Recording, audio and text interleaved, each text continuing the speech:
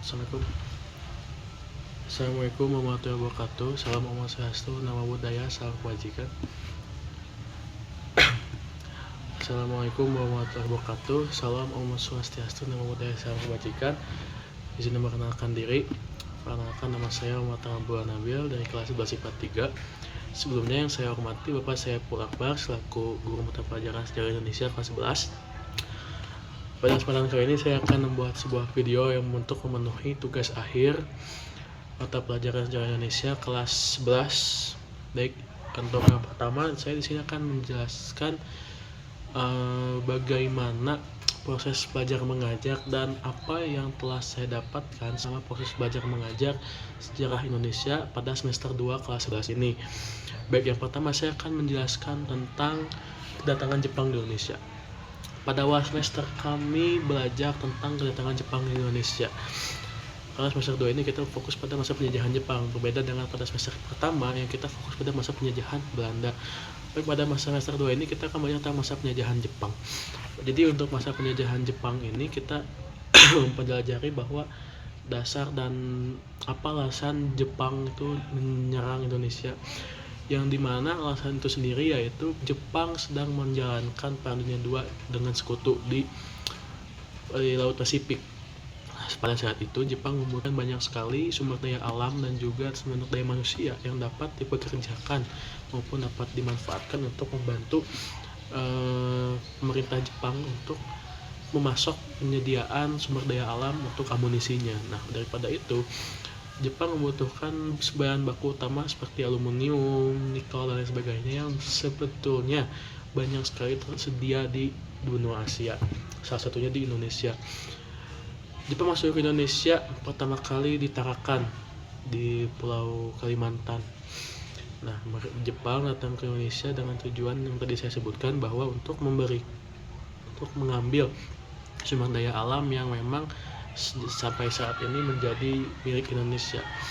Awalnya Jepang disebut baik oleh warga negara Indonesia pada saat itu karena Jepang menjanjikan dengan propaganda Nippon Cahaya Asia, karena di buku ini pun menjelaskan bahwa bab utamanya itu kedatangan sang tirani cahaya dari timur. Nah, jadi pada saat itu memang Jepang itu salah satu negara adidaya yang ada di benua Asia.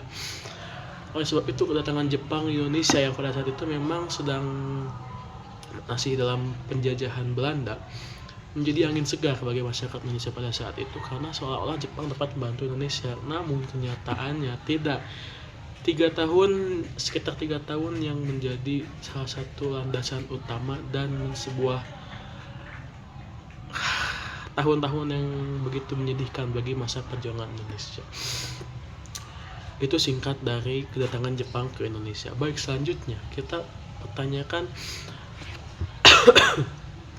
mulai dari kedudukan Jepang ke Indonesia, apa saja mereka lakukan, apa saja sampai drama akhir sang tirani tersebut apa. Sini kita menjelaskan mulai dari organisasi buatan Jepang, bahwa sebetulnya Jepang itu plus minus dibanding pendudukan Belanda. Kenapa? Karena Jepang itu mereka betul-betul kuat dalam segi militer dibanding Belanda. Menurut saya pribadi Jepang itu memang lebih kuat dalam bidang militer, namun untuk segi pemberdayaan SDM, sumber daya manusia, itu Jepang sangat kurang dibanding Belanda. Kenapa? Karena memang Jepang pendidikan dipangkas, yang tadinya 12 tahun jadi hanya 6 tahun kurang lebih. Nah, ini merupakan bentuk penjajahan Jepang untuk manipulasi sumber daya manusia yang ada di Indonesia agar tidak seimbang dengan Jepang.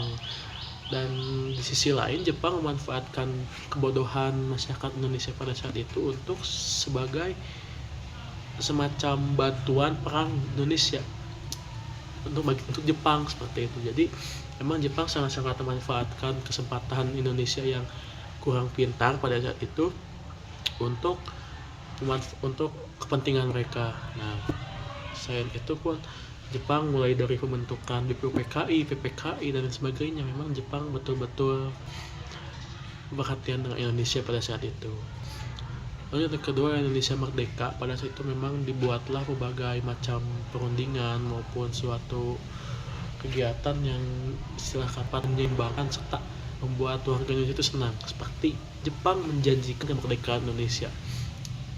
Itu merupakan salah satu angin segar bagi masyarakat Indonesia. Namun tentu saja masyarakat Indonesia yang pada saat itu udah berpendidikan tinggi tidak mudah untuk menerima hal tersebut.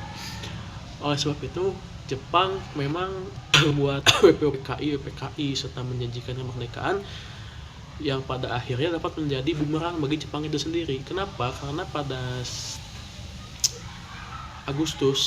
belasan Agustus, 14 Agustus, setelah sekutu Amerika Serikat membombardir negara kota di Jepang, yaitu kota Hiroshima dan Nagasaki, Jepang itu seperti kewalahan dan tidak dapat untuk kembali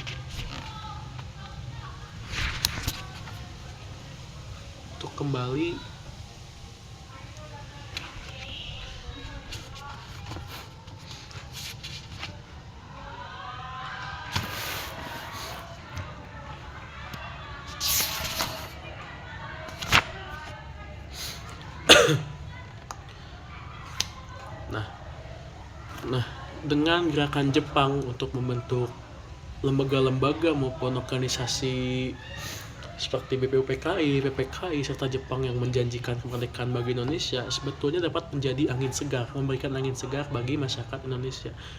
Namun, tentu saja dengan sumber daya masyarakat Indonesia yang pada saat itu umumnya kurang pendidikan dan hanya segelintir orang yang dapat memahami dari maksud perkataan Jepang, seperti tokoh-tokoh perjuangan nasional, mereka tidak langsung percaya begitu saja.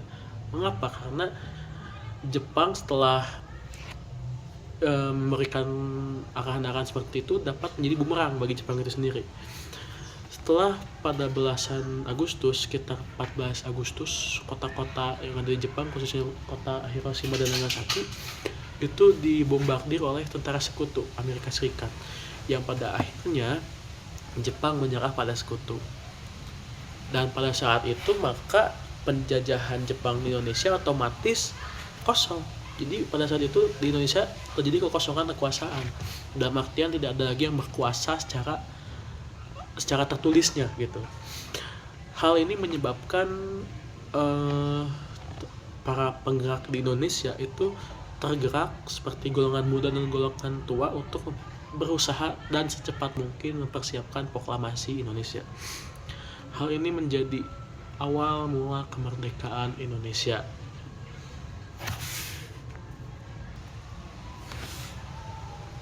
Pada masa-masa itu terjadi banyak sekali perbedaan pendapat, khususnya dari golongan muda dengan golongan tua. Mengapa? Karena golongan muda itu ingin segera mempersiapkan kemerdekaan Indonesia tanpa campur tangan maupun tanpa campur tangan negara asing.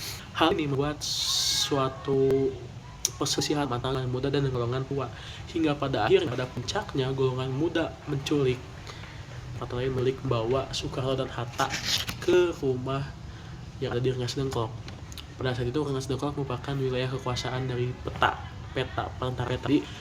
Para golongan muda merasa bahwa Rengas Dengklok itu tempat yang pas dan aman bagi Soekarno Hatta untuk diobrolkan kembali, dirundingkan kembali antara beliau berdua dengan golongan muda akan keinginan golongan muda untuk mempercepat kemerdekaan Indonesia. Sama kemerdekaan Indonesia banyak sekali rintangan yang kita hadapi, khususnya yang pertama mulai dari peristiwa Rengas Dengklok hingga penyusunan naskah proklamasi yang ada di Rumah Laksana Maeda, hingga pada akhirnya dibacakan pada tanggal 17 Agustus 1945 pada pukul 10 pagi di Jalan Pegangsaan Timur. Banyak sekali perjuangannya, baik sebelum maupun sesudah hingga pada saat itu. Banyak sekali kejadian-kejadian yang memang dapat dijadikan sejarah. Mengapa? Karena pada dasarnya yang pertama terbentuknya pemerintahan dan negara kesatuan Republik Indonesia.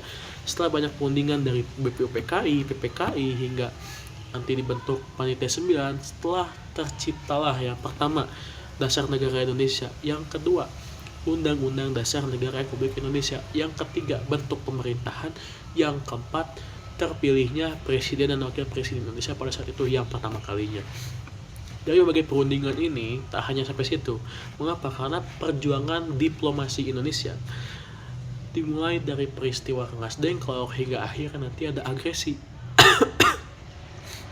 Jadi antara perang dan diplomasi itu ada sebuah agresi yang dimana Jepang setelah pergi dari Indonesia, Indonesia nggak otomatis langsung merdeka, karena Belanda datang kembali dengan membawa sebuah ya semacam banyak sekali permasalahan yang nantinya dapat menjadi permasalahan di negara itu sendiri, negara Indonesia ini.